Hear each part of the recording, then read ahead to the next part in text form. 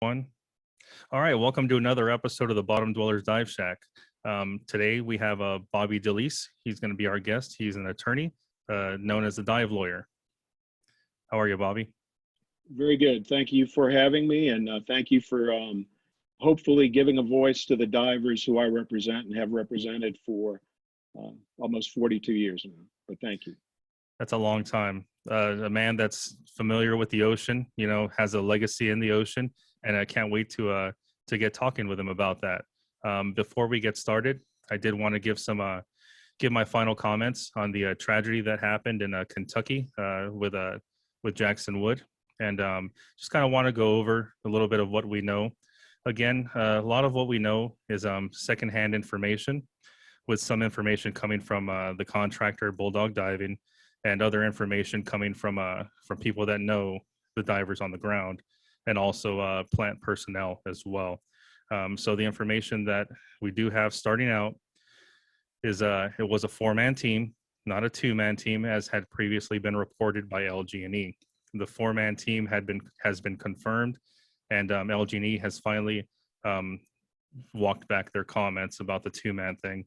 It's also been corrected in the media by Wave 3 News, which I hope the pressure that we put on them was enough to help them to change that, given it did take them a week or so.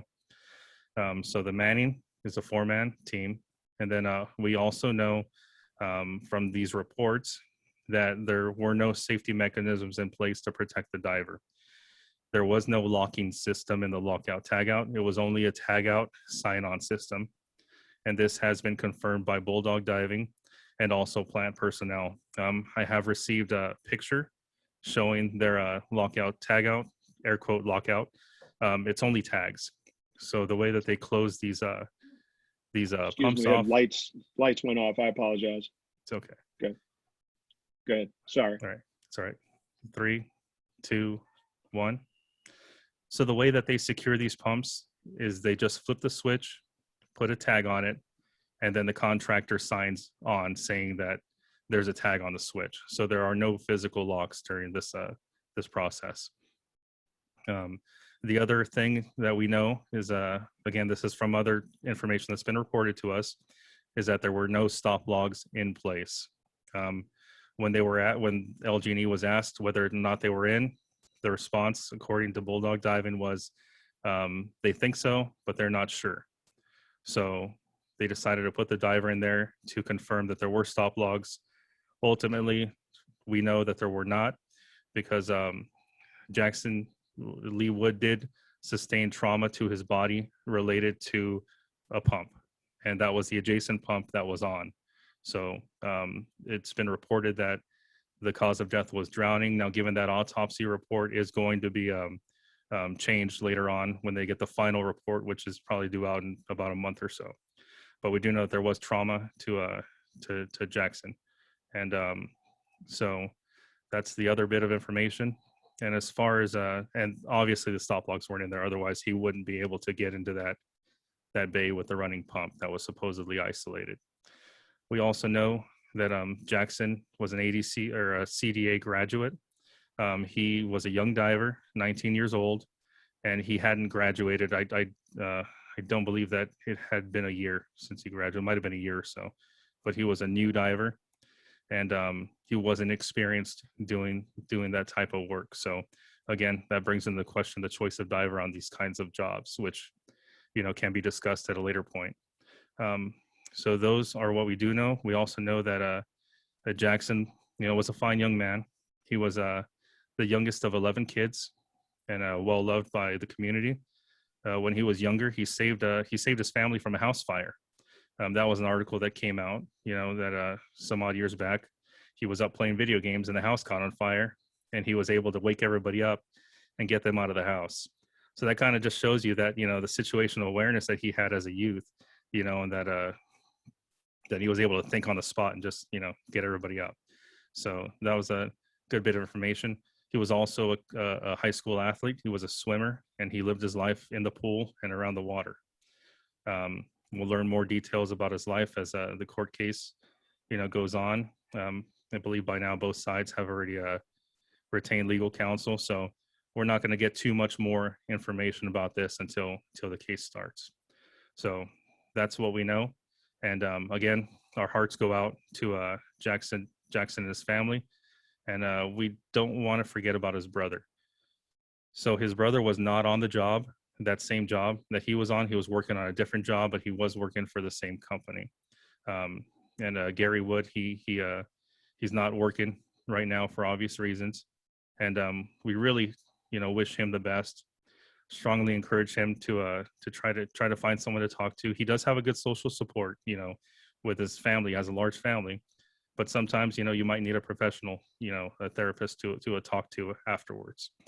And then we can talk about that too. We had an episode about mental health, and therapy does work. So, and that goes for anybody that's been through a traumatic event such as this. Crew members, same thing. It takes a toll on everybody.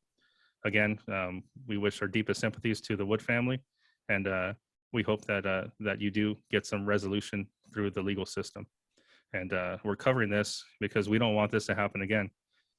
We say that every time a tragedy like this happens, but this time we're going to be taking some action. So I'm going to be actively working, trying to get at least some stuff changed, some changes made when we have dives related to a differential pressure. So we're just, like Phil said in the last episode, we're just losing too many divers to Delta P incidents. So stay tuned. If I get more news, I will definitely share it on future podcasts. But for right now, that's all we have, and that's all we know. So just kind of wanted to leave our listeners with that. So Bobby. Yes. So you've been an attorney. Okay. No. Yeah, if I could comment on some of the things you said. First of all, obviously, everyone's hearts go out to the family, and I think you made an extraordinary point with respect to those who worked with him and his family. Unfortunately, I was involved in a death case 10 years ago where a diver died. He was in SAT, and it was a burning incident. And his bell partner had to recover him and bring him back into the bell. And what we then had were two individuals. The diver died, but the bell partner had an extraordinarily difficult time dealing with that whole experience. And thankfully, I assisted him also. And one of the things that we strongly urged him to do, and he did, was to seek professional counseling, and to do it very soon. And he did. But as a result of that, we had one dead diver and a diver whose career was over because of that incident. So, and the other thing I'd like to state with respect to this tragedy was I was very concerned and upset, to be honest with you, with some of the comments and reports made initially, because I knew they weren't true, but the people who told me what happened with respect to the 2 versus 4 man dive team, and also unfortunately the cause of his death, those individuals told me in confidence. So I couldn't come out and say, this is not what happened. So my request on Facebook, on my Facebook page, was, why don't everyone just keep quiet?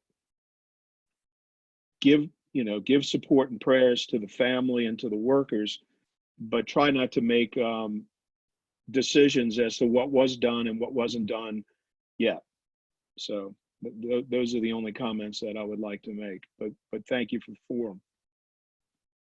Yeah, and that's another thing that we should also cover real quickly too, is that definitely jumping to conclusions, because initially when the report came out, especially about the 2-man dive team, I mean, there were so many comments, online, and everybody's connected with social media right now saying, oh, how could they do this? A 2-man team, they must have been on scuba, just started, going off and everything. And I knew there was something fishy right from the start, because, looking at the profile of this company, it's like, I don't believe they would operate that way. So when I did start asking some questions and reaching out and stuff, we definitely, we did get the facts, straight on that one, for sure. And yeah, again, when something like this happens again in the future, hopefully, not too soon, and